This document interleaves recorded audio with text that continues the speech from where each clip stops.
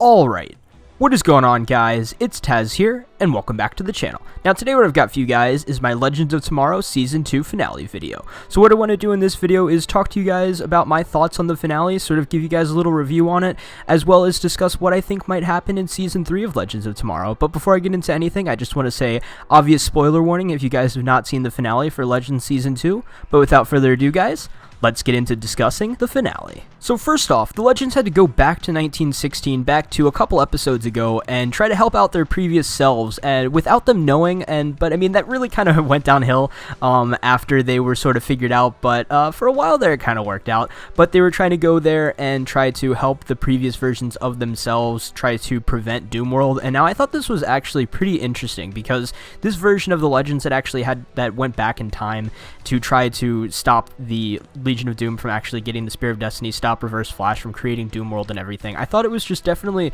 pretty insane that they had to actually completely sacrifice themselves. I mean, it's crazy how they died, but they didn't die, you know. It's like you never really see a show like this kill off so many main characters while they're not permanently dead. They didn't really die. It was just a alternate future version of themselves. I just definitely thought it was pretty crazy, and just definitely sort of spoke to the sort of the title of the show as them being legends, is they just sacrifice themselves so that the entire timeline, the entire existence of reality would be saved. And I thought that was just definitely a really, really cool sort of thing to have there in the finale of the show. Now, speaking of fixing reality and sort of the timeline itself, we saw the Doomworld version of the Reverse Flash go back in time to 1916 as well, to sort of try to stop the Doomworld version of the Legends from having Doomworld actually created in the first place. But if you really think about it, the reason why Doomworld really was created in the first place was because Mick or Heatwave actually did sort of change sides there for a second, wanted to go side with Captain Cold, wanted to go side with his old partner, which I totally get, and I definitely really, really like the direction that they took Heatwave's character in this season. He was definitely a whole lot better than he was last season. He was really good last season. He was really funny. He was just like 10 times better this season. He was really good. I really want to say he was probably my favorite character of this season. And I mean, I just really liked sort of all the character development and everything that he got this season, going from just sort of this criminal that's just tagging along because his partner was there, and having him have to deal with the death of Captain Cold, having sort of like the ghost of Captain Cold basically appear every so often sort of in the earlier parts of the season, and then having this actual past version of him show back up again, and him having to sort of choose between his old partner or his new team. And I just definitely really liked his development and everything. And I mean, the one thing that he's just wanted the entire season was just to go to Aruba. And he almost got that wish at the end of the episode, but we'll talk more about that later. But while we're on the subject of characters and character development, I do want to take a second to talk about that scene between Sarah and Laurel in this episode, when Sarah was using the Spear of Destiny towards the end of the episode. Now, it really reminded me of sort of when Barry went into the Speed Force back in Season 2 of The Flash. I think the episode was The Runaway Dinosaur, the one that was directed by Kevin Smith. But that one it really reminded me of sort of that type of thing, is with Sarah using the Spear of Destiny and basically talking to the almost physical embodiment of the Spear of Destiny through Laurel, just somebody that she knows, somebody that she would have wanted to bring back with the Spear of Destiny, but realized that it really, that it was wrong to do and everything. And I just thought that it was very, very good, a very good sort of way for her to come to terms with Laurel's death, and sort of a way to kind of close off that storyline, showing that while she has the power to bring her back, she knows that it's wrong. And that sort of the thing with Laurel saying that she's closer than she thinks, it was sort of a way of saying that she'll always be with her, and it's sort of a nice way to sort of close off that storyline, having her come to terms with Laurel's death through the sort of physical embodiment of the Spear of Destiny through her. Now, let's sort of move over to the giant big action set piece of this episode with the Reverse Flash trying to get the Spear of Destiny back from the Legends. We saw him get a whole bunch of different versions of himself from different periods of time in the timeline, and I thought that this was just absolutely awesome. He said something along the lines of, if you want something done right, do it yourself. I thought that that was just absolutely great, a great Reverse Flash thing to do. And I mean, he really didn't like working with the Legion of Doom throughout the entire season, and he was like, well, if the Legends are going back helping out their previous selves, why don't I go get previous versions of myself to go help the present version of myself? So I thought that that was really, really awesome, seeing that army of Reverse Flashes go up against the Legends, and I thought that that was just definitely really, really great. Then we saw Reverse Flash's army of Reverse Flashes. We saw them take down the rest of the Legends, and we only saw Sarah left standing, holding the Spear of Destiny, and then we actually got to know what she actually did with the spear. She used the spear to depower the Spear of Destiny, so it had no more power. The Reverse Flash could no longer use it to change reality to whatever he wanted. Doom World could no longer be created, and by doing this, by depowering the spear, which means no more Doom World, which means the Black Flash, the Black Flash was no longer locked up in that alternate future in Star Labs, so we saw the Black Flash show up again and come for the Reverse Flash. And now, while I'm definitely really upset that the Reverse Flash actually ended up dying at the end, I'll talk about that in a second, but I thought it was definitely really cool to see how the season kind of came full circle. The entire point of the season was Eobard Thawne trying to go around, try to get the Spear of Destiny, and trying to create this sort of perfect reality for himself where he does not have to run from the Black Flash, where he's not a time aberration because of, you know, him getting erased and everything in the future. You know, he wanted to sort of create this timeline for himself, create this reality for himself where he doesn't have to fear the Black Flash, where he doesn't have to run from the Black Flash. So I thought that this was definitely pretty great to see the Black Flash actually come do what he is supposed to do and actually kill the Reverse Flash. And I thought that this was definitely, I wasn't expecting Reverse Flash to actually die at the end of this. I was expecting him to sort of get away at the end and sort of maybe have the Spear of Destiny only work for him, you know, have what he wanted actually happen, have the Black Flash no longer have to go after him, and just have him sort of out there in the Flash, Arrow, Supergirl, Legends universe, you know, just have him out there and sort of be able to go back onto the Flash at any time if he wants to, have him pop up on any other show that he wants to. But I was definitely very surprised when he actually died. But I definitely did think it was a nice little callback to Season 1 of The Flash, having the Reverse Flash kind of disintegrate off into the Speed Force, sort of have him disintegrate off into the Speed Force, kind of like he did at the end of Flash Season 1, sort of showing like that's what happens to speedsters, is when they die they go off into the Speed Force.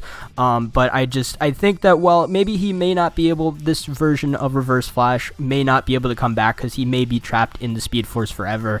I definitely think that we will see another version of the Reverse Flash pop up either on Flash or Legends at some point soon. And sort of my theory for this version of the Reverse Flash that I think we might see at some other point in the Flash or on Legends is the version of the Reverse Flash that really should have been in 1916 all along. So when the Reverse Flash came back from the future into 1916, from Doom World back to World War I and everything to sort of help out the Legion of Doom, we didn't ever actually see the version of Reverse Flash that was there originally. So my thought is that maybe when Reverse Flash came from Doom World back to 1916, he took that version of the Reverse Flash, took that version of himself, and maybe told him to go back to the vanishing point where his base was. He told him to go back to the vanishing point because that's where, you know, he can sort of be safe from Black Flash. He can sort of be safe from the timeline, I guess you can say, is because that's where no time actually passes. So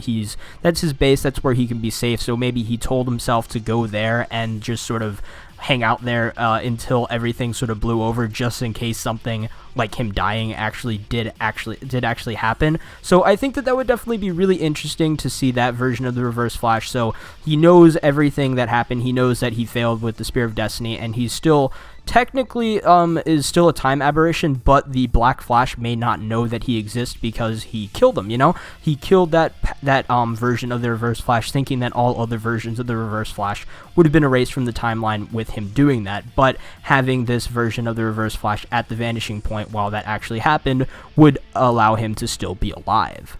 And then sort of after everything from the big finale part of the episode sort of blew over, we saw that Rip Hunter is actually leaving the Wave Rider. He's going to take the jump ship and he's going to go off and do whatever Rip Hunter wants to do.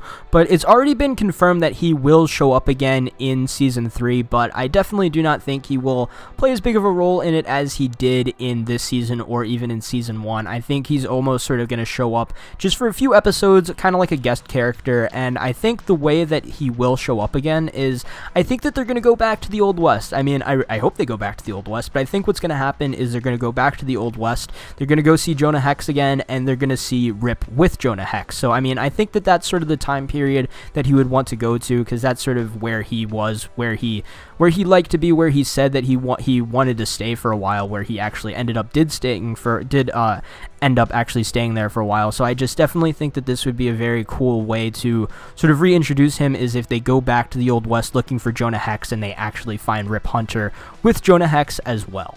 Then, even closer to the end of the episode, we did see Heatwave bring Captain Cold back to where the Reverse Flash recruited him for the Legion of Doom, and we saw him sort of tell him sort of that he's going to become a hero in the future, tell him that he's going to have to go on this path to becoming a hero, joining the Legends, and ultimately sacrificing himself at the end of Season 1 of Legends. And after he told him that, he sort of said his goodbyes and then wiped his memory and left him there. So I think that this was definitely, definitely not the end of Captain Cold on Legends. I think that we will see him come back again. I feel like there's got to be a way for them to bring him back, or have another version of him pop up every once in a while on the show.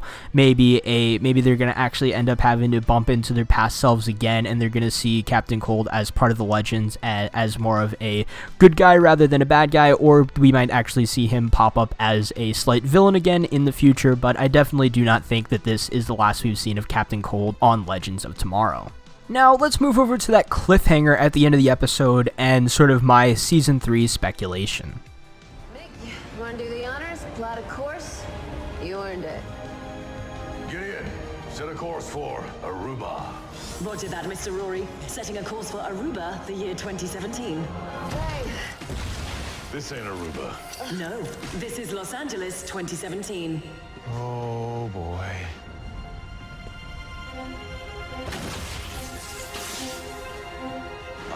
guys, I think we broke time.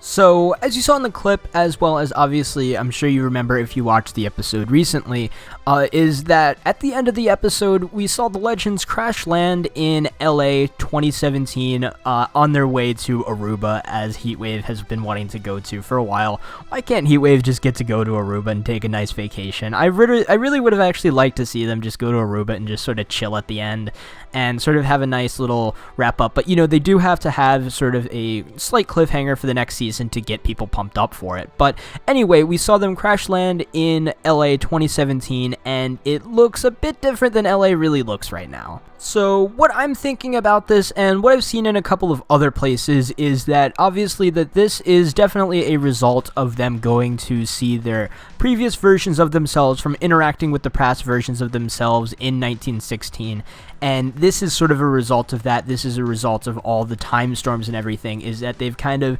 completely messed up the timeline. They've almost created their own version of Flashpoint. So you might have thought that Barry messed up the timeline pretty bad with Flashpoint. You haven't seen anything yet. Instead, with the Legends doing this, we should call it Legend Point or something like that. I don't know. That'd be pretty funny. But anyway, the Legends basically created their own version of Flashpoint with this new alternate present day, and now this obviously will not carry over to any of the other shows, and because of this, I don't think that this will actually be the main focus of Season 3. I just don't see them sort of having basically time itself being the villain, and almost having themselves be the villain in a way. I don't see that as sort of the main main threat of the season. I definitely think they will sort of sort it out within the first couple of episodes, if not even the first episode of next season. And before I end this video, let me just end it by sort of breaking down this last shot of the episode. So we see the camera sort of pan out to this alternate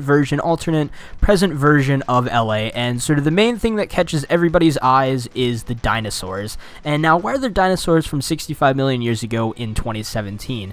Now, I think that this is because time itself is basically folding in on itself, like they've said, so from all these different places that they've visited, I think that these are just sort of things from the different time periods that they've gone to, things from the different time periods that they've interacted with are actually in present day now. Like, they went back to 65 million years ago with the dinosaurs, so that's why the dinosaurs are there. If you look in the background, you see some sort of futuristic buildings and everything that look like, I think there's one building that looks really similar to where they were back in season 1 when they went to the future to try to stop, what was his name, like Perdegaton or something, when they were trying to stop Vandal Savage and stuff. You see a building like that, and then you see like this twisty building, I think it is, and it looks really similar to buildings from the year 3000 from the Camelot 3000 episode. So I think that this is sort of what the present day is right now. It's sort of a mix of all the different time periods that the Legends have actually gone to on the show are all sort of folded in